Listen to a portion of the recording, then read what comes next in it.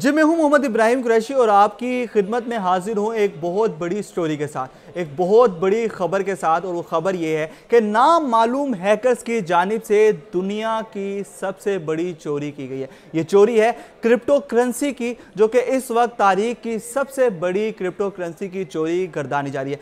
माजी में भी काफ़ी चोरियां हुई, लेकिन ये चोरी उस चोरी का मुकाबला नहीं करती, बल्कि इसने तमाम हदें पार करते हुए, तमाम रिकॉर्ड तोड़ते हुए इस वक्त दुनिया की सबसे बड़ी चोरी, क्रिप्टो करेंसी की चोरी का रिकॉर्ड कायम कर लिया है। ये चोरी कहां पर हुई, अब उस बारे में जिक्र कर लेते हैं। ये चोरी हुई दुबई बेस्ड कंपनी बायबिट में। बायबिट के सीईओ बेन ज़ो का कहना है कि मैं इस बात की तस्दीक करता हूं कि हाँ, मेरे यहाँ $1.5 बिलियन और $1.1 बिलियन की चोरी हुई है। उनका कहना यह है कि मैं इस रकम को हर बंदे तक पहुंचाऊंगा जिसकी रकम चोरी हुई है या जिनका नुकसान है। उनका कहना यह है कि या तो मैं इस रकम को अपने एसेट से पूरा करूंगा या फिर अपने कुछ पार्टनर दोस्तों की मदद के साथ इस रकम को वापस हासिल करूंगा।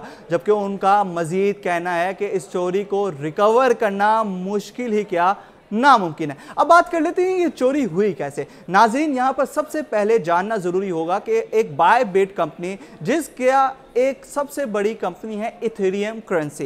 इथेरियम करेंसी बिटकॉइन के बाद दुनिया की सबसे बड़ी क्रिप्टो करेंसी जानी जाती है। बायबिट इथेरियम में भी कारोबार कर रहा था और इथेरियम करेंसी के साथ बहुत सारे इसके यूजर्स, दुनिया में कई अरबों खरबों जो है अफराद इससे वाबस्ता थे। लेकिन इस बार कुछ ऐसा हुआ कि बायबिट का एक क्राइटेरिया था। बायबिट की जानिब से कारोबार करते हुए कुछ असूल थे उनके। वो असूल ये थे कि बायबिट एक कोल्ड वॉलेट अपने पास रखता था। अब हम यहाँ पे बताते चले आपको कि कोल्ड वॉलेट होता क्या है। तो कोल्ड वॉलेट वो वॉलेट होता है जो कि हर कंपनी के पास होता है, जो इंटरनेट से कनेक्ट नहीं होता। जैसा कि आप सबको पता है कि ये इंटरनेशनल करेंसी होती है, एक सॉफ्ट करेंसी होती है, इसका कोई हार्ड रिकॉर्ड नहीं होता। तो इसीलिए हर कंपनी के पास एक कोल्ड वॉलेट लाजमी होता है जो कि इंटरनेट से कनेक्ट नहीं होता, जहां पर ये एक हार्डवेयर होता है, एक यूएसबी टाइप होता है, जिसमें करेंसी जो है वो स्टोर की जाती है कंपनी की जानिब से। एक मैकेनिज्म होता है, उनका एक पूरा तरीकाकार होता है जिसके थ्रू हार्ड वॉलेट में जो है वो करेंसी स्टोर की जाती है और उसके बाद यूजर्स तक पहुंचाने के लिए उनका एक यूजर इंटरफेरेंस होता है। जो यूजर इंटरफेरेंस होता है उसका नाम होता है सॉफ्ट वॉलेट। सॉफ्ट वॉलेट एक यूजर इंटरफेरेंस होता है जिसके तहत जो है वो कोल्ड वॉलेट से वार्म वॉलेट में करेंसी ट्रांसफ़र की जाती है कंपनी की जानिब से, ताकि जहां पर जितने भी अफराद जो कि उनकी कंपनी के साथ वाबस्ता हैं वो वहां से अपनी करेंसी जो है वो निकलवा सकें, अपने पैसे निकलवा सकें। जो भी बिटकॉइन या दीगर पाई कॉइन्स या दीगर क्रिप्टो करेंसी को जानने वाले हैं वो इस बात से बाखूबी वाकिफ़ हैं कि हर कंपनी के पास उनका एक अपना यूज़र इंटरफेरेंस होता है जिसके थ्रू जो है वो लोगों तक उनके पैसे पहुँचाते हैं।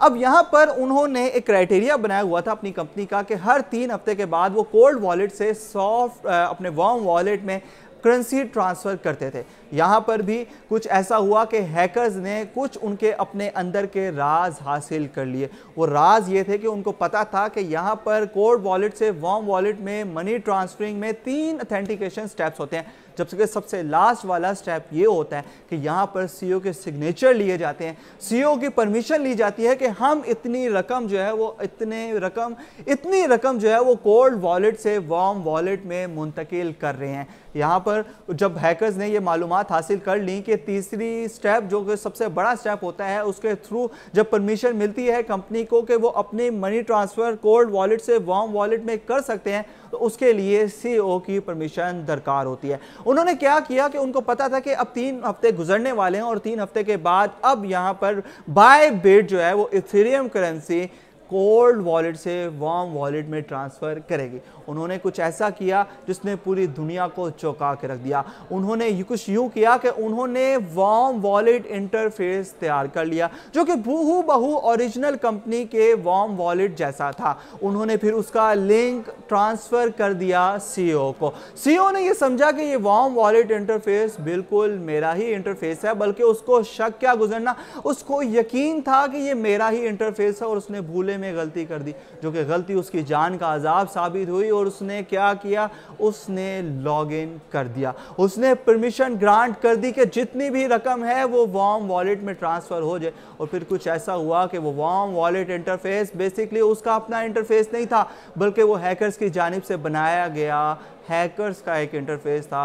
और यूं कोल्ड वॉलेट से वार्म वॉलेट में रकम मुंतकिल होगी और यूं बायबिट का CEO बेंजो अपने $1.5 बिलियन, जो कि तारीख की सबसे बड़ी चोरी है, अपने $1.5 बिलियन से महरूम हो गया। और यूं अब तमाम इंटरनेशनल एजेंसीज जिसमें FBI शामिल है वो इस बात की जांच पड़ताल कर रही हैं कि ये चोरी किसने की, जबकि FBI का, उनके ज़राए का और यहाँ तक कि इंटरनेशनल मीडिया के कुछ ज़राए का कहना ये है कि ये चोरी नॉर्थ कोरिया के एक हैकर ग्रुप लाजरस ग्रुप की जानिब से की गई है। उनका कहना यह है कि अभी तो पता लगाया जा रहा है, जल्द ही मालूम कर लेंगे कि किसने ये चोरी की। जबकि इस मौके पर बेंजो का कहना है कि चोरी की हुई रकम वापस लाना मुश्किल ही क्या, तकरीबन नामुमकिन है, लेकिन हायर अथॉरिटी से बात हो चुकी है कि तारीख का इस सबसे बड़ा हैकर्स की जानिब से जालिमाना इक़दाम का हिसाब